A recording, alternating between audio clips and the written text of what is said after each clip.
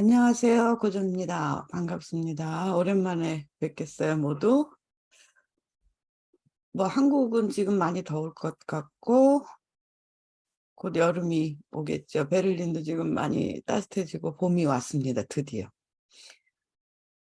이제 계절이 깊어져서 여름이 오고 8월이 되면 식물적용 시즌 4도 시작하게 될 겁니다. 시즌 4는 제가 일방적으로 기획한 것이라기보다는 시즌 3까지 들으신 핵심 멤버들이 계신데 그분들이 제안하는 것에 바탕을 두고 계속 좀 더 전개시켜 보았습니다. 시즌 4는 식물 장소의 혼이라는 거창한 제목으로 갑니다. 처음부터 현지 연수를 염두에 두고 구상했기 때문에 장소의 혼을 찾으러 떠나보면 어떨까, 좋지 않을까, 이렇게 생각을 해본 것이죠. 그래서 설명이 좀 필요하다고 여기어서 공개 설명회를 마련한 것입니다. 많이 들어보셨을 겁니다. 장소의 혼, 게니우스 로치라고 하죠. 이게 게니우스 로치인데요. 이게 영어가 아니라 라틴어이기 때문에 지니어스 로사에 이렇게 읽으시면 안 됩니다. 게니우스 로치. 다시 한번 해볼게요. 게니우스 로치. 그래서 게니우스는 귀신이라는 뜻입니다. 홀령, 정령 그런 뜻 되겠죠. 로치는 로쿠스, 장소라는 뜻의 소유격이죠. 그래서 장소의 혼, 그렇게 됩니다. 장소의 귀신, 그러면 좀 으시시했을 텐데 누군가 우리나라에서 번역을 멋있게 장소의 혼으로 해주셨습니다. 이 개념 자체는 고대 로마에서 시작된 것이라고 합니다. 그래서 그때는 가택신의 개념이었어요. 그래서 여기 왼쪽 사진에 보시는 것처럼 집집마다 이런 식으로 마당이나 혹은 집 안에 벽화를 그려가지고 이게 집집마다 신이 세 명인데도 있고 여긴 이 집은 5명이네요. 여기 보이는 인물들이 전부 신입니다. 이제 귀신들이죠. 집을 지켜주는 가택신들. 우리도 터주신들 있죠. 그리고 그 밑에 중요한 것이 여기 뱀이 보이는데 땅속에 뱀이 있죠. 그 뱀이 상당히 중요했다고 합니다. 땅속에 사는 뱀이 집을 지켜준다, 땅을 지켜준다, 이렇게 생각했던 것이죠. 이 뱀이 게니우스를 놓치라는 사람도 있고 의견이 분분합니다. 어찌되었거나 이 개념은 점차 시간이 흐르면서 도시, 건축, 조경 분화로 확산이 됩니다. 그래서 공동으로 쓰이죠. 아주 중요한 역할을 하게 됩니다. 그러니까 게니우스 로치 장소의 호는 절대 정원에서만 쓰는 개념이 아닙니다. 그보다는 오히려 건축에서 더 많이 쓰고 있습니다. 그때 멀리 로마나 그리스까지 갈 것도 없이 동양에서도 크게 다르지 않았죠. 우리나라 선앙담 비슷한 개념이 아니었을까 싶은데 길한 곳이죠. 거기서 큰 나무들이, 좋은 나무들이 자라고 있으면 그 아래 돌을 쌓고 거기서 기도를 했죠.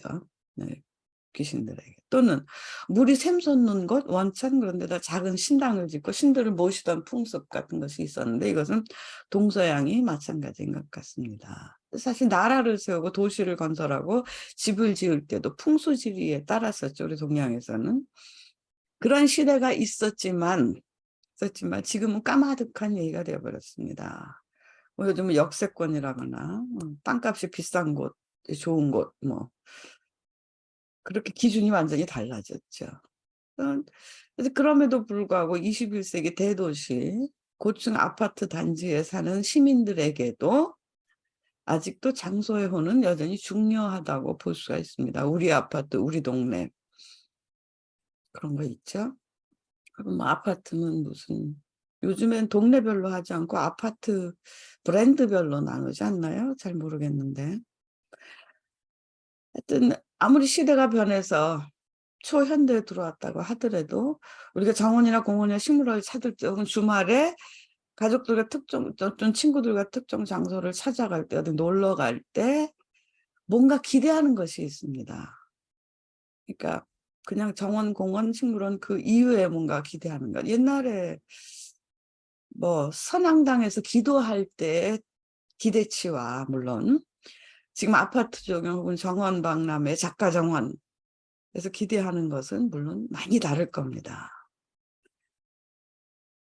지금까지 식물적용학 시즌 1, 2, 3를 통해서 물론 식물 이야기만 한 것은 아니지만 강의가 식물에 집중되었던 건 사실입니다. 식물적용학 강의를 아직 듣지 않은 분들, 유튜브에 들어오신 분들이 있을지도 몰라서 잠시 설명하자면 이렇습니다. 지금 우리 김한세 양도 식물적용학 강의를 하나도 안 들었죠. 앞으로 들으셔야 될 텐데. 시즌 1에서는 우리가 적용하는, 그러니까 정원이나 조경 공간에, 도시에 적용하는 식물을 이해하는데 집중해서 다각도로 살펴보았었죠. 그저 식물의 이름만 안다고 되는 것이 아니니까요. 시즌 2와 시즌 3에서는 이름난 정원 디자이너, 식재 디자이너들이 어떻게 살고 어떤 길을 밟고 어떻게 디자인했나 하는 것을 제법 심도 있게 살펴보았었죠. 그러다 보니 식물에 초점이 맞추어졌고 오로지 식물만 눈에 들어온 분들도 많았습니다. 그런 얘기를 여러분들로부터 제가 들었어요. 지금 식물 외에는 아무것도 눈에 안 보인다. 그중에서 특히 아름다운 숲 근처에 완전히 꽂히게 돼버린 것이죠. 이 역시 식물적용학 공부를 하다 보면 당연히 겪는 과정입니다. 그래서 이제 시즌 4가 되니까 눈을 좀 들어서 그 식물들이 서식하는 정원이라는 전체 공간을 보고 주변 환경도 함께 돌려보려고 합니다. 근데 여기서 제가 환경이라고 하면 그냥 그 서식 환경만을 말하는 것이 아니라 좀 더 범위를 넓혀서 도시까지 확산해 보려 합니다. 도시까지. 사실 우리 정원인 조경인들도 도시 설계에 관해서 건축에 관해서 많은 지식이 필요합니다. 위에서 보았던 것처럼 고대 로마의 가택신에서 출발했다고 하더라도 게니우스 로치, 장소의 혼이라는 개념이 도시 건축 정원을 잇는 맥이라고 할 수가 있으니까요. 그래서 그 맥을 찾아서 도시까지 범위를 좀 확산시켜 볼까 합니다. 자, 도시를 짓고 정원을 만들고 조경 공간을 조성했다고 해서 자동적으로 그것들이 장소가 되는 것은 아닙니다. 그렇게들 얘기하죠. 장소가 되려면 거기 플러스 뭔가가 더 있어야 합니다. 그 뭔가 혼이라도 좋겠고 뭐 아이덴티티라고 해도 좋겠고 혹은 뭐 개성, 특성 이렇게 얘기해도 좋겠죠. 그 뭔가가 더 있어 보이는 장소들을 직접 찾아가서 한번 확인해 보려고 합니다. 그러면 시즌 4는 온라인 강의와 현지 연수로 구성이 되죠. 그래서 강의 계획을 보면 모두 7강좌로만 이번엔 진행이 될 텐데요. 첫 번째 강좌에서는 게니우스 로치 개념을 먼저 보고 시대적으로 어떻게 변천해 왔는지 지금은 어떠한지 대도시에서도 장소의 혼을 읽을 수 있는지 등 이론적인 면을 이모저모 살펴보려 합니다. 그리고 2강에서 7강까지 6회에 걸쳐서 일단 우리가 답사할 장소들을 먼저 소개를 합니다. 근데 정원 공원만 달랑 보는 것이 아니고 말씀드린 바와 같이 정원이 속한 도시도 좀 살펴보고 뿐만 아니라 강의에서 가능한 것이니까 가볼 수 없는 다른 장소들, 유사한 장소들도 소개하고자 합니다. 사실 이 세상에 장소의 혼이 넘쳐나는 곳이 참 많습니다. 근데 이번 답사는 독일에만 집중할 것이고요. 근데 이제 우리가 정원 관광 여행을 하는 것이 아니기 때문에 좀 차분히 살펴보려면 동선을 줄이는 것이 좋다고 여겨지는데 그럼에도 불구하고 하다 보니까 베를린, 포츠담, 뮌헨, 슈투트가르트, 만하임, 루드비그스하fen, 바이나임, 르델제, 위헨 모두 9곳이 되었습니다. 사실 일정이 굉장히 빠듯한 편인데 베를린하고 포츠담은 붙어 있기 때문에 하루에 소화를 해보려고 합니다. 그리고 만하임과 루드비스하픈도 바로 옆 동네이기 때문에 가능할 듯 싶습니다. 말씀드린 바와 같이 정원만 미세한 시선으로 보는데 그치지 않고 각 도시에 대해서도 많은 이야기를 들려드릴 겁니다. 우리가 버스를 타고 이동을 할 텐데 이동 기간이 꽤 깁니다. 몇 시간씩 가는 때도 있고 그럴 때 그 이동 버스 안에서 제가 도시에 대해서 설명을 드릴까 이렇게 지금 구상을 하고 있습니다. 이 중에서 베를린하고 슈투트가르트는 정원박람회, 오래된 정원박람회에 포커스를 맞추려고 합니다. 만하임은 올해 정원박람회가 개최되는 곳이고요. 뭐 사실 독일 정원박람회라고 하면 정원들을 뭐 반짝 쇼처럼 전시하는 디즈니랜드가 아닙니다. 사실 굉장히 진지하게 정원을 추구하는 곳이기 때문에 우리도 나름대로 진지하게 살펴볼 것이 상당히 많습니다. 장소의 혼이 충분히 느껴지리라고 확신합니다. 그러니까 새로운 혼, 오래된 혼 모두 만날 수 있겠죠. 이게 바이겐슈테판이라고 썼는데 이게 뮌헨의 한 구입니다. 구역인데 여기가 이제 서식처 정원의 발생지죠. 여기 대학이 있고 그 대학, 바이겐슈테판 대학의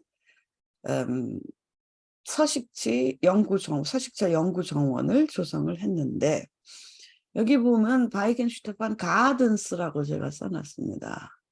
복수죠. 그러니까 정원이 여러 개 있다. 근데 그 대학을 중심으로 그 대학이 원래 수도원에 있었던 것입니다. 그것을 중심으로 언덕 위에 아주 아름답게 놓여있는 그걸 중심으로 해가지고 여러 개의 정원이 조성되어 있습니다. 시대적으로 다 달라요. 그래서 그 연구정원, 그 서식처 연구정원 외에도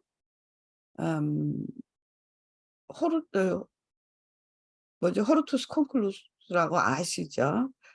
담장으로 둘러싸인 정원, 굉장히 아름다운 것이 하나 조성되어 있고 그 다음에 수도원 정원도 있고 그렇습니다. 그뿐이 아닙니다. 이게 바이겐슈테판이 상당히 중요한 도시인데 왜냐하면은 가장 오래된 맥주 양조장이 있는 곳입니다. 바로 그 옆에 있어요. 가든스 옆에 있어요. 그래서 그 양조장에서 운영하는 큰 비어 가든이 있고 그래서 거기 들르는 것은 당연히 필수 코스겠죠.